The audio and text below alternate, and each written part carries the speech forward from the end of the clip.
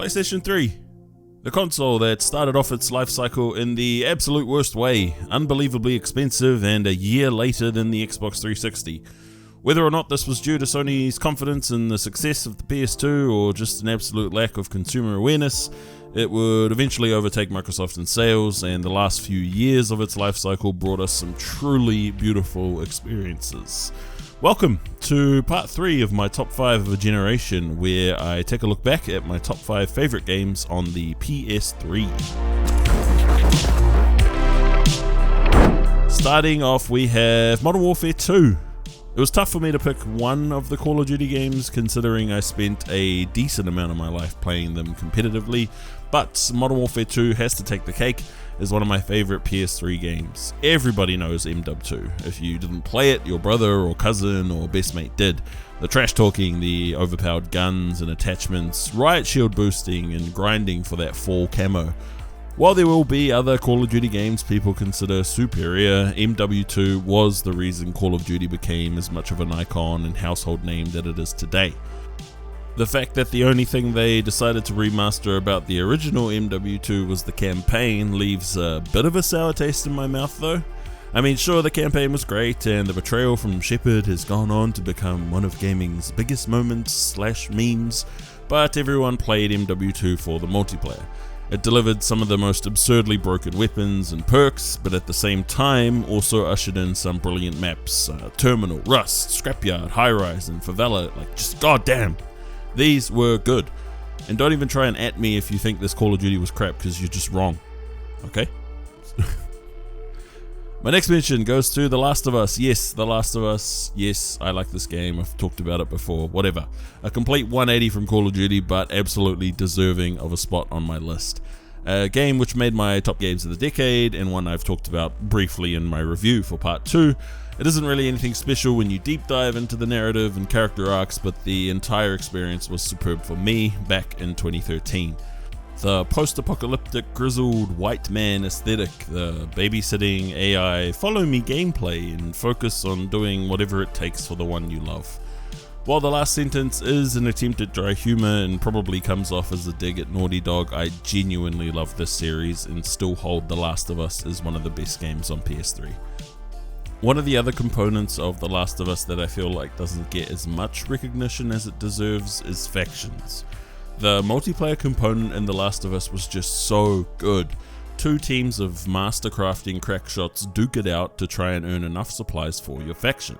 It did a fairly decent job of trying to tie things into the main campaign, but the learning curve and skill ceiling to the game was a lot higher than I think anyone thought it could be, and the amount of winnable 1v4 situations meant it holds a very special place in my heart. Number 3, another Metal Gear.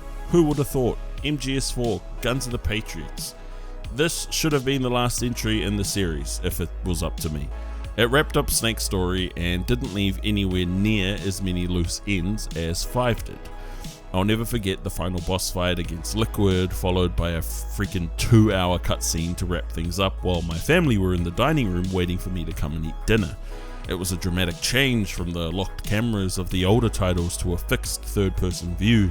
The Octocamo was pure magic, and who can forget the beauty of old Snake's ass in the tight leather outfit? Not me. That's for sure. It's burned into my memory. There were so many highlights about this game. Raiden going full cyborg ninja, slicing up the robo-moves, the great use of form-fitting battle gear worn by the Beauty and the Beast outfit, returning to Shadow Moses, the Rex vs. Ray fight, or that intense microwave corridor sequence. The game was a great way, in my eyes at least, to tie up the story and end on what felt like a pretty solid note. Metal Gear Solid 5 definitely did the right thing by focusing on Big Boss, but as most people are now aware, it didn't live up to really anyone's expectations, and we still don't know who's to blame. Assassin's Creed Revelations, my favorite game of the series and the end of Ezio Auditore's trilogy. It brought the events of all of the previous games together and ended what I still think is a perfectly executed cliffhanger. Many people consider AC2 or Brotherhood to be superior games, but all of the boxes were ticked for me with Revelations. The connection between Ezio, Altair, and Desmond's timelines was brilliant, and getting to experience Ezio's revelations, oh, what a tidaway! That's how they did it. Firsthand was some brilliant storytelling and writing. Assassin's Creed has been a series I've stuck with for majority of its run, with the last one I played from beginning to end being Unity. I've recently come back into the series with Valhalla, and while it's a completely different game now, the series will always have a special place in my own gaming history, mostly due to Ezio Auditore di Firenze. Requiescat in pace, Ezio. You are missed every day. I spent so much time thinking of what the last game on my list should be. And it's because every time I think of one, I'd also think, oh, well, I don't know, because this other one was really good too. So in the end, I chose Dead Space. Dead Space is one of my favorite horror games ever.